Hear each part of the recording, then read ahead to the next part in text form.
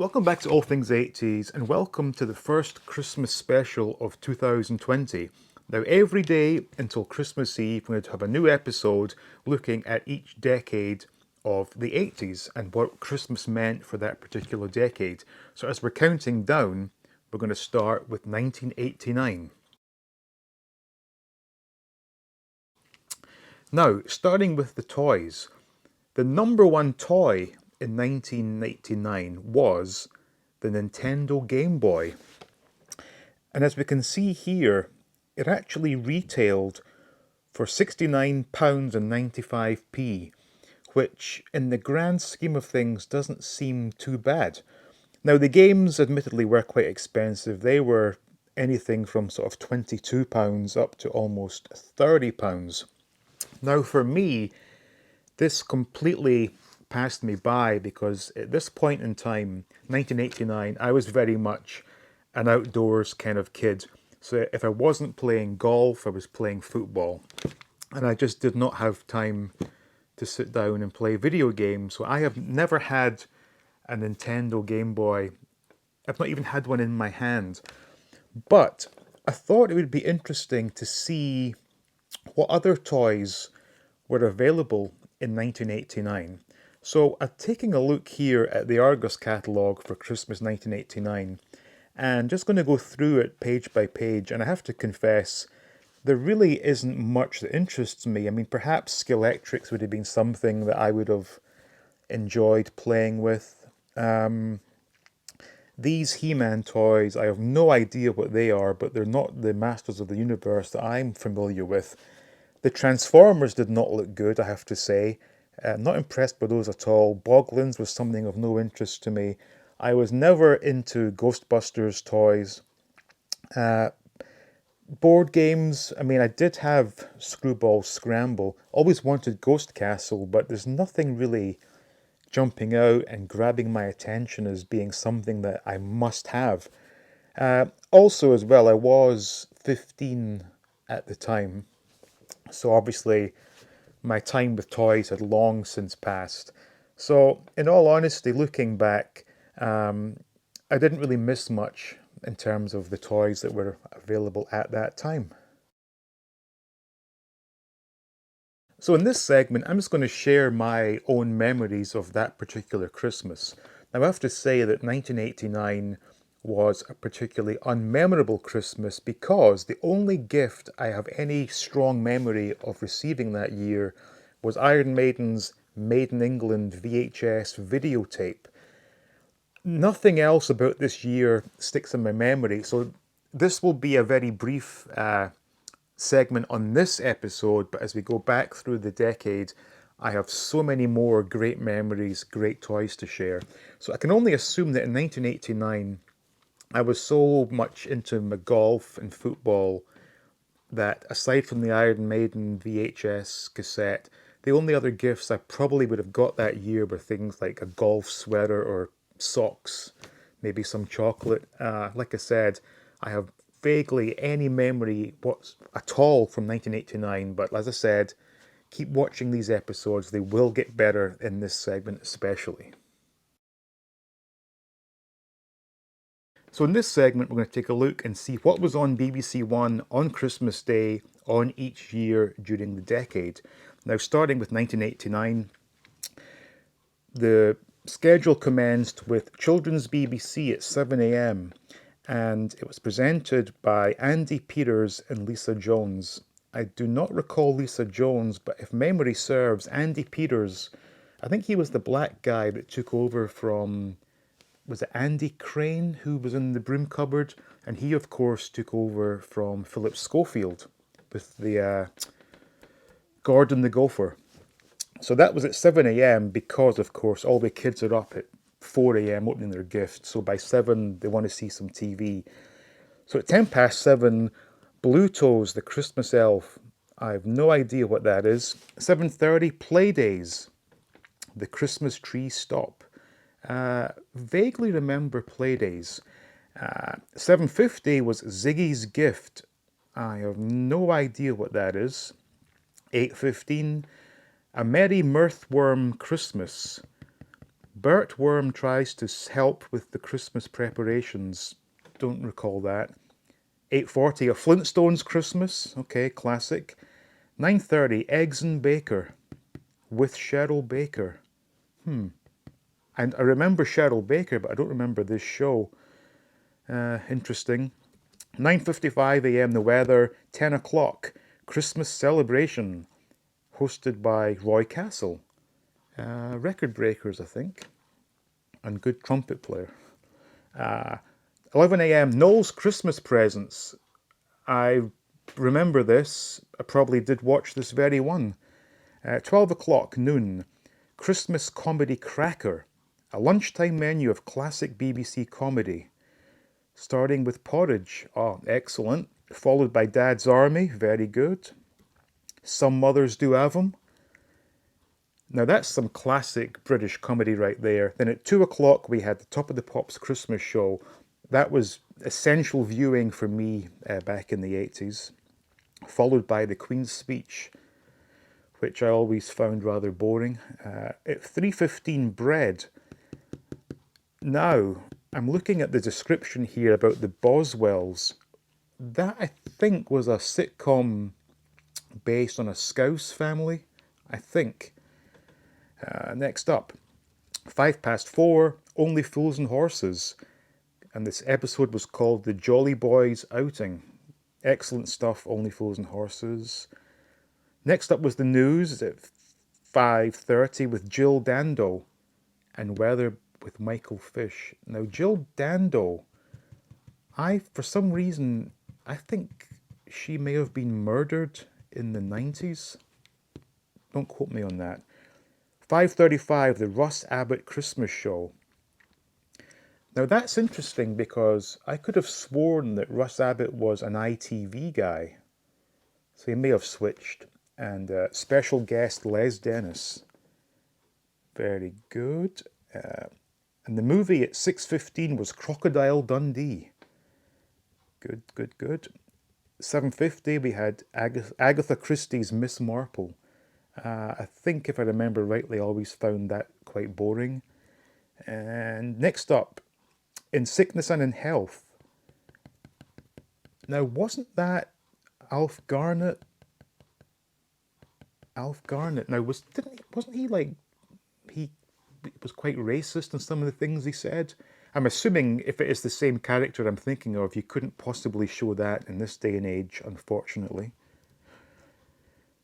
10:10 was the news, and then 10:20, Clockwise, which is a movie starring John Cleese and Penelope Wilton. Don't recall that at all. 11:55 was the Christmas epilogue. And finally at midnight, Key Largo, which was the movie. And at 1:40 a.m. was the weather. And that was it, because back in those days, TV did not run 24 hours. So that was Christmas Day viewing in 1989. So this segment will take a quick look at a few comics magazines that always produced a Christmas special in the last week in December. So for me, my essential reading were three comics. Well, two comics in the magazine. We had the Dandy comic, the Beano comic, and Smash Hits magazine. So the Dandy, it's listed as being fun for boys and girls. And back in 1989, it was 24 pence, which is quite expensive because I do remember buying it in the very early 80s for like less than 10 pence. But we have Desperate Dan playing the part of Santa. And of course, the sort of pun along the top was, "You'll like this Christmas dandy." Very good. Now onto the Beano, which was also 24p, because those were basically in tandem with each other. Dennis the Menace on the cover, and their pun is Merry Christmas. So Gnasher the dog, grr, very good. And finally, in 1989, Smash Hits had Jason Donovan on the cover because, of course, at this point in time, not sure if he was still in Neighbours, but him and Kylie were, flavour of the year, shall we say. Posters, Wet, Wet, Wet. Actually a very good Scottish pop band. Soul to Soul, Kylie, Jason, and Bros, and New Kids on the Block. Interesting. And you can win what they're describing as being a brilliant computer system.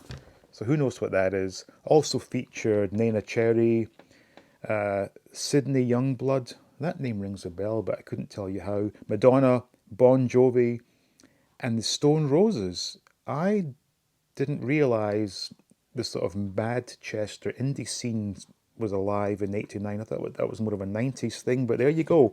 So those were three comics slash magazines that I enjoyed back in the '80s. So there was always a great clamour for the record companies to achieve the Christmas #1 spot. So we're going to take a look at the top 10 singles for every year in that decade of the '80s, starting with '89, of course. So in at number 10 was a song called Sister from Bros.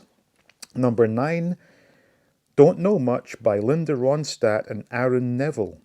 No idea what that is.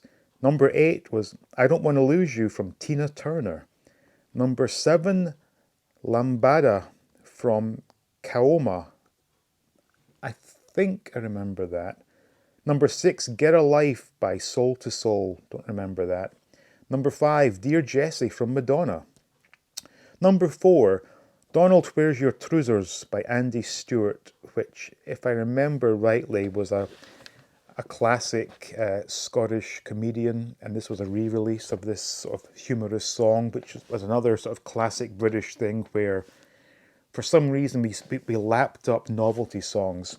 So anyway, number 3, When You Come Back to Me by Jason Donovan. And finally, number 2, Let's Party by Jive Bunny and the Master Mixers. And number 1 was Do They Know It's Christmas? But this time it was by Band Aid 2. Now, Band Aid 2 is interesting because I have no memory whatsoever of this song. Having watched the video on YouTube, I can see that it was all the sort of popular stars of the year remaking the original classic from '84. And a couple of things sort of jumped out at me. One was Cliff Richard features heavily on this one, but why wasn't he involved in the first one? And also, it was very much a Stock Aitken and Waterman kind of lineup. We had Kylie, Jason, I was going to say Jason Newsted, Jason Donovan, and Bros. And also, very interesting from my perspective, was quite a strong Scottish contingent, in as much as, if you remember, that the original was sort of co-written, I believe, or maybe it was all written by Midge Ure from Ultravox, who of course is Scottish. But on this version too, we had Jimmy Somerville and the band Wet Wet Wet are quite prominent in this version. Obviously, this version is nowhere near as good as the original, but nevertheless, that was the top 10 Christmas countdown of 1989. So to wrap things up for this first episode, we're going to pull a cracker. Now, what is a cracker, I hear you ask? Well, in the UK, this was an essential part of Christmas dinner. Now, it's not a cracker you would eat, obviously. Basically, it's a cardboard tube with a bit of, I was going to say gunpowder inside, but it's not gunpowder. You'll see what I mean shortly. Contained within our little toy or a novelty, there should be a paper hat and a joke or a riddle of some kind. And you would hold it at one end, another person would take the other end, you'd pull, and whoever got the main part with all the gifts inside would claim that and open it up, put the hat on, read the joke, etc. So as I'm here on my own at the moment, I'm going to pull one off myself, and I'll talk you through the whole idea of what these are all about. So anyway, as I said, you'd hold one end, someone would hold the other end, you'd pull, snap, bang. So inside, oh, I should also, like my old Kenner figures, I love the smell of a freshly pulled cracker. Great memories there. Anyway, for For some reason, these are not a thing that Americans do. I don't know why, because it's a wonderful idea. So inside, so the little gift was a little notepad, very small, but actually a functioning notepad. This isn't at all bad. And I'm hoping to find a joke, yep, and a hat. Yep, so I'm going to put the hat on, as you always did. So whenever you see, maybe it's from a TV show or a movie, or just pictures on the internet of a British Christmas dinner, you will see the whole family wearing these tissue hats. And it just is part of Christmas. So this would go on like that. Got my hat on. Now, we have a joke here. I need to wear spectacles, I'm afraid. Anyway, this joke reads, what do you get if you eat Christmas decorations? Tinselitis. Boom, boom. So, obviously I'm not going to pull one off on every episode, so I will end each episode with a joke that would probably appear in one of these. So anyway, that was the first ever Christmas special for 2020, and in this year we looked at Christmas of 1989. So obviously, if you're a smart person, you will know that the next episode we'll be looking at will be Christmas of 1988. So thank you for watching. Special thanks to the Patreons. Please just like this video, please subscribe, and stay tuned for more videos from all things 80s. And like I said, tomorrow we'll look at 1988.